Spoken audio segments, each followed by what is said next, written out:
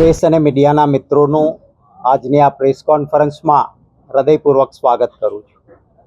નવરાત્રિના તહેવારો ચાલી રહ્યા છે ત્યારે નવરાત્રિની આપ સૌને અને આપના માધ્યમથી સમગ્ર ગુજરાતના વાલા સજ્જનો, સન્નારીઓને, યુવાન સાથીઓને હૃદયપૂર્વકની શુભકામનાઓ પાઠવું છું. માતાજીના આશીર્વાદ બન્યા રહે. અનિષ્ટ અને ઈષ્ટની જ્યાં લડાઈ આવે ત્યાં ઈષ્ટનો વિજય થાય એવા માના આશીર્વાદ મળે ગુજરાતમાં એવી પ્રાર્થના કરું છું. અમારા પ્રભારી સિનિયર મોસ્ટ જનરલ સેક્રેટરી એઆઈસીસીના સાંસદ, પૂર્વ કેન્દ્રીય મંત્રી મુકુલ વાસનિકજી, કોંગ્રેસ વિધાનસભા પક્ષના નેતા ભાઈ શ્રી અમિતભાઈ ચાવડા, એઆઈસીસીના અમારા સૌરાષ્ટ્ર ઝોનના પ્રભારી સેક્રેટરી આદરણીય ભૂપેન્દ્ર મરાવીજી, અમારા કાર્યકારી અધ્યક્ષ ભાઈ શ્રી ઇન્દ્રવિજયભાઈ, શહેર કોંગ્રેસ પ્રમુખ ભાઈ શ્રી અતુલભાઈ, ભાઈ ભીખુભાઈ, અમારા સિનિયર સાથી મીડિયા ડિપાર્ટમેન્ટના ચેરમેન ભાઈ શ્રી મનીષભાઈ દોશી, ઉપસ્થિત તમામ કોંગ્રેસ પક્ષના આગેવાનો અને સાથીઓ, અમારી આ મિટિંગનો દોર અમે જુદા જુદા ઝોનમાં અમારા જિલ્લાના જે મહત્વના આગેવાનો છે એની એક કેટેગરી બનાવી છે અને એ કેટેગરી વાઇઝ ક્યાંય 100, 125, ક્યાંય 150 વ્યક્તિઓ સાથે સીધું ઇન્ટરેક્શન, સીધો વાર્તાલાપ, જે લોક પ્રશ્નો છે એ સંદર્ભની માહિતી મેળવીએ છીએ. અમારું સંગઠન વધુ મજબૂત બનાવવા માટે શું શું કરવું જોઈએ, કેટલીક અમારી અપેક્ષાઓ છે એમની ચર્ચા કરીએ છીએ.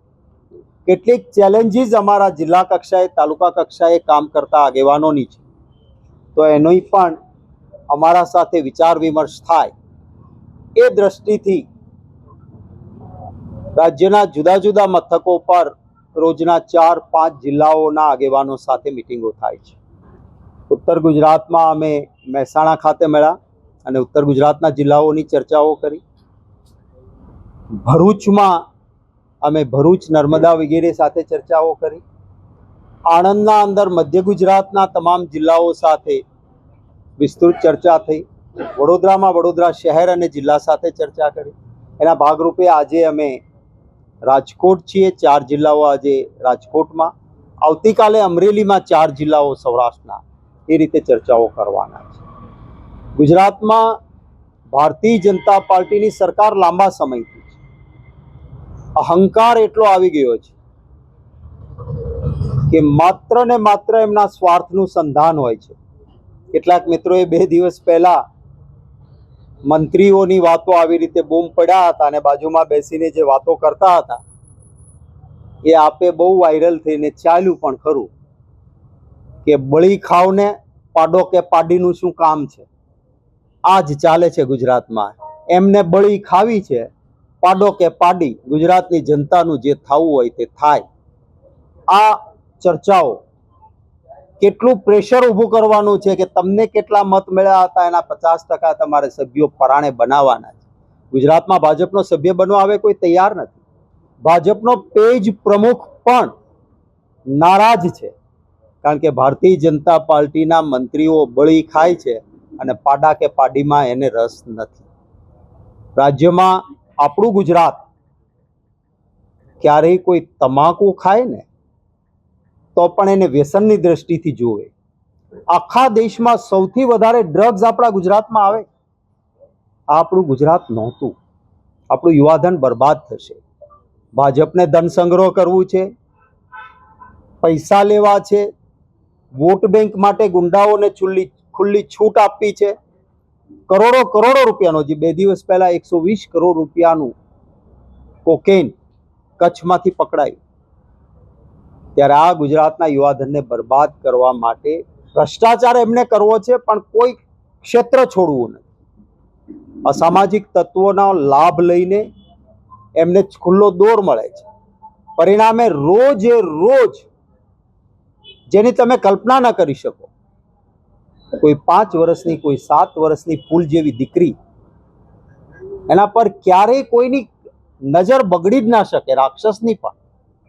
આવી દીકરીઓ પર બળાત્કાર થાય અને ક્યાંય ને ક્યાંય ભાજપની વિચારધારા નીકળે. દાહોદમાં જે બક્ષીપંચની દીકરી ઉપર બળાત્કાર થયો એ ભાજપની વિચારધારાનો પ્રચારક શિક્ષક હતો. ચાણસ્મા વિસ્તારમાં મહેસાણા જિલ્લામાં જે એક નાની દીકરી પર પુખ્ત વયની થઈ પણ નહોતી એના પર જે બળાત્કારો થયા એમાં યુવા ભાજપનો હોદ્દેદાર નીકળે, મહામંત્રી નીકળે. એનો ક્યાં લઈ જવા માંગીએ છીએ? 2 દિવસ પહેલા એક આશ્રમ શાળામાં અનેક દીકરીઓ સાથે ગેરવર્તાવ, એની છેડતીનો કિસ્સો બહાર આવ્યો. કોણ જવાબદાર આના માટે? શું સરકારની ફરજ નથી કે આવી આશ્રમ શાળાઓ જ્યાં દીકરીઓ હોય ત્યાં નજર રાખવી જોઈએ? સુરેન્દ્રનગરમાં આપણા પાડોશમાં ગઈકાલે અમારા અમિતભાઈ ચાવડા જઈને આવ્યા.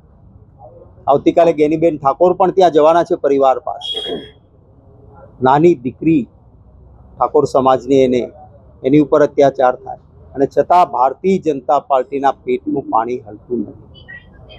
અતિવૃષ્ટિમાં ખેડૂતો ખૂબ પરેશાન થયા છે. અમારા પાલભાઈ આંબલિયા આપને વારંવાર એની વિગતો આપતા રહ્યા છે. ઓગસ્ટ મહિનામાં અતિવૃષ્ટિ જે થઈ હતી એનો સર્વે થઈને પૈસા હજી સુધી એમને મળ્યા નથી. આ પૈસા એમને મળી જવા જોઈતા હતા. ખૂબ મોટા પાયે નુકસાન થયું હોય ત્યારે 2 હેક્ટરને શા માટે ભાઈ? જેટલું નુકસાન એટલું વળતર. આજ સુધી ગુજરાતમાં કોંગ્રેસના શાસનમાં એ જ થતું હતું, જેટલું નુકસાન એટલું વળતર. પાકની બાબતમાં પણ કહે છે કે વૃક્ષોમાં કેટેગરી, આ વૃક્ષ હોય તો જ મળે વળતર, આ વૃક્ષ હોય તો નહીં. નાના મોટા વેપારીઓને નુકસાન, વળતર નહીં.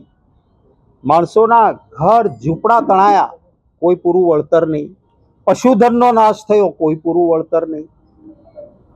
દરેક જગ્યાએ ભાજપનો ભ્રષ્ટાચાર. વર્ક ઓર્ડર લેવો હોય તો ટકાવારીના ચેક આપો. સીધા ભાજપમાં ચેક જમા થયા પછી વર્ક ઓર્ડર કામ ન મળે. ઇલેક્ટોરલ બોન્ડે સાબિત કરી આપ્યું કે કઈ પ્રકારનું ચંદા દો ધંધા લો, આ પ્રકારનો ભ્રષ્ટાચાર ગુજરાતમાં વ્યાપક ચાલ્યો છે. અને પરિણામે શું થાય છે? આપણો આ રાજકોટનો ડામર રોડ તમારા મિત્રોમાંથી કેટલાએ કેમેરાની આંખે બતાવ્યો. કરોડો રૂપિયાનો હમણાં બનેલો ડામર રોડ, એના સીધા પોપડા ઉફડી જાય. કોઈ જવાબદાર નહીં આના માટે. નવું બનેલું એરપોર્ટ તૂટે, કોઈ જવાબદાર નહીં આના માટે. અમદાવાદમાં 44 કરોડનો બનેલો બ્રિજ, એના તોડવાના એનાથી ડબલ પૈસા. આમ ભ્રષ્ટાચાર પરાકાષ્ઠાએ છે, એના પરિણામો છે. આપને રસ હશે, પરંતુ હજી અર્લી ટ્રેન્ડ ચાલે છે હરિયાણા અને જમ્મુ કાશ્મીરની ચૂંટણી બાબતનો. બપોરે 1 વાગ્યા આસપાસ ક્લિયર પિક્ચર થયા પછી એના પર જરૂર રિએક્શન પણ પક્ષ તરફથી આપીશું. હું વિનંતી કરીશ માનની મુકુલ વાસનિકજીને કે આપણને સંબોધે. હરિયાણા અને જમ્મુ કાશ્મીરના પરિણામો આજે આવી રહ્યા છે. શરૂઆતનું રુઝાન હરિયાણામાં જે બેલેટના વોટ ગણાતા હતા ત્યારે એકદમ કોંગ્રેસની તરફેણમાં હતું. ત્યારબાદની ગણતરીઓમાં છેલ્લા જે આંકડાઓ છે એ પ્રમાણે કોંગ્રેસ અને ભારતીય જનતા પાર્ટીમાં ભારતીય જનતા પાર્ટીની સીટો વધારે આવી છે. સંપૂર્ણ એનાલિસિસ આનું ત્યાંના અમારા નેતાઓ, પ્રભારીઓ અને પાર્ટી તરફથી કરીને રિએક્શન આપવામાં આવશે. જમ્મુ કાશ્મીરમાં ભારતીય જનતા પાર્ટી વારંવાર એ દાવાઓ કરતી હતી કે અમે એકલા હાથે સરકાર બનાવીશું, સૌથી મોટી પાર્ટી અમારી આવશે, અમે જમ્મુ કાશ્મીરમાં એવું સારું કર્યું છે કે અમારી જ વાહવાહી થશે. ત્યાં આગળ પરિણામો ઇન્ડિયા ગઠબંધનની ફેવરમાં આવ્યા છે. જમ્મુ વિસ્તાર એ હિન્દુઓનો બેલ્ટ છે અને અહીંયા કોંગ્રેસ સાફ થઈ જશે એવા દાવાઓ ભારતીય જનતા પાર્ટી કરતી હતી. એ સંપૂર્ણ વિપરીત. હિન્દુ બેલ્ટમાં પણ કોંગ્રેસના, જમ્મુ વિસ્તારના અંદર જમ્મુ બેલ્ટમાં પણ કોંગ્રેસના ધારાસભ્યો ચૂંટાયા છે. જમ્મુ કાશ્મીરના લોકોનો મતદાતાઓનો આભાર માનું છું. હરિયાણામાં મતોની ટકાવારીનો જે આંકડો અત્યારે બોલે છે એ પ્રમાણે ભારતીય જનતા પાર્ટી કરતાં ટકાવારીમાં મતો વધારે છે કોંગ્રેસના થોડા, પરંતુ સીટોની બાબતમાં 7 થી 8, કોઈ ચેનલ 9 થી 10 સીટો કોંગ્રેસ કરતાં ભારતીય જનતા પાર્ટીને વધારે બતાવે છે. હું પણ ત્યાં પ્રભારી રહ્યો છું. ભૂતકાળમાં ભારતીય જનતા પાર્ટીની જે પરિસ્થિતિ હતી એનાથી લોકો સખત નારાજ હતા. ઘણા લાંબા સમયથી ત્યારબાદ હું ગુજરાતમાં હોવાના કારણે વર્તમાન પરિસ્થિતિનું સંપૂર્ણ એનાલિસિસ સ્થાનિક આગેવાનો રાજ્યના ત્યાંના અમારા નેતાઓ કરીને અખિલ ભારતીય કોંગ્રેસ કમિટી તરફથી જરૂર અપાશે. લોકશાહીમાં આખરે લોકોનો આદેશ જનાદેશ એ સૌને સ્વીકાર્ય હોય, પરંતુ એના પાછળ એનાલિસિસ પણ ચાલતું હોય છે. ત્યારે જરૂર મને વિશ્વાસ છે કે આવતા દિવસોમાં જે મુખ્ય મુદ્દાઓ છે એ મુદ્દાઓ તરફ મતદાતાઓ ધ્યાન આપીને જે ભારતીય જનતા પાર્ટીએ પરિસ્થિતિ પેદા કરી, લોકોની અપેક્ષાઓ હતી ઘણી, એના ઉપર પાણી ફેરવ્યું છે. એના વિરુદ્ધમાં જે રીતે લોકસભામાં પણ જનાદેશ મળ્યો, 400 કે પાર કરનારને જે માત્ર વ્યક્તિની સરકાર કહેતા હતા એને કહેવું પડે છે કે આ તો ડબલ NDA છે, એટલે નીતિશ બાબુ અને નાયડુ NN એટલે કે બેસાખીના સહારે ચાલતી સરકાર દેશની જનતાએ બનાવી દીધી છે. અમે હરિયાણાના બાબતમાં મેં કહ્યું એમ જરૂર એનું એનાલિસિસ મારા આગેવાનો કરશે. મારા સાથે અમારા કોંગ્રેસ વિધાનસભા પક્ષના નેતા અમિતભાઈ પણ છે, એ પણ પોતાની પ્રતિક્રિયા આપશે. જમ્મુ કાશ્મીરના પરિણામો એ ઉત્સાહવર્ધક અને કોંગ્રેસના કાર્યકર્તાઓ જે હિન્દુ મુસ્લિમ ડિવિઝન કરનારને માટે પણ એક મેસેજ આવ્યો કે જમ્મુના હિન્દુઓના બેલ્ટમાંથી પણ કોંગ્રેસની સીટો જે જેમ કહેતા હતા કે કોંગ્રેસ 0 રહેશે, ત્યાંથી પણ ખૂબ સારી બેઠકો કોંગ્રેસને આવી છે. એટલે ચોક્કસ એ ઉત્સાહવર્ધક છે. અપેક્ષા મુજબ હરિયાણાના પરિણામો નથી આવી શક્યા, પરંતુ કોંગ્રેસના કાર્યકર્તાઓ ગુજરાતની સમસ્યાઓ છે, સ્થાનિક ખૂબ પ્રશ્નો છે, ભય મુક્ત ભ્રષ્ટાચાર ચાલે છે, બહેનો દીકરીઓની સલામતી નથી, ખેડૂતોના અનેક પ્રશ્નો છે, નાના વેપારીઓ પરેશાન છે, રસ્તાઓ પર અનેક જગ્યાએ એવા ગાબડાઓ પડ્યા છે જે ભાજપના ભ્રષ્ટાચારને ઉજાગર કરે છે. બ્રિજ બને છે એની કિંમત કરતાં બ્રિજ તોડવાના વધારે પૈસા આપવા પડે છે. ભાજપના નેતાઓ તમારા જ માઇક પર કહેતા પકડાયા કે બળી ખાઓ, પાડો કે પાડીનું શું કામ છે. એમ ભારતીય જનતા પાર્ટી બળી ખાવામાં મસ્ત છે.